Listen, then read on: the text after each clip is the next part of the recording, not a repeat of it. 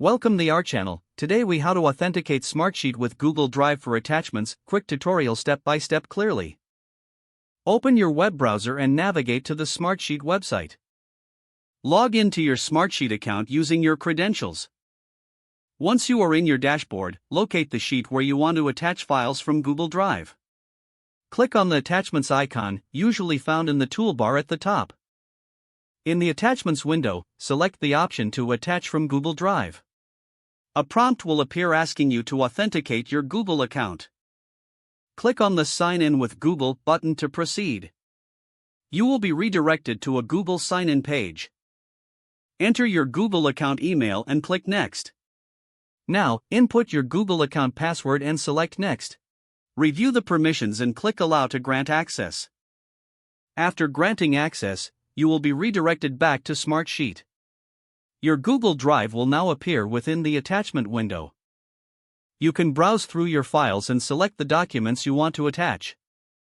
Once you select the files, click the Attach button to finalize the process. Your selected files will now be attached to the Smartsheet. You can verify the attachments in the Attachments panel. And that's how you authenticate Smartsheet with Google Drive for attachments. If the page does not load, refresh the browser or try again in a private or incognito window. Make sure you are using the correct email address, then retype it carefully to avoid small typos.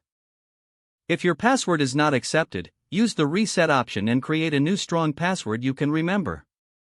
Check your spam folder for verification or security emails, then complete any requested confirmation steps. Enable two-factor authentication if available to improve account security and reduce unauthorized access risk. After signing in, review your profile details so your contact information and settings are accurate and current. If you see an error message, note it down and try again after restarting your device and internet connection. Log out when you finish, especially on shared devices, to keep your account and payment information secure.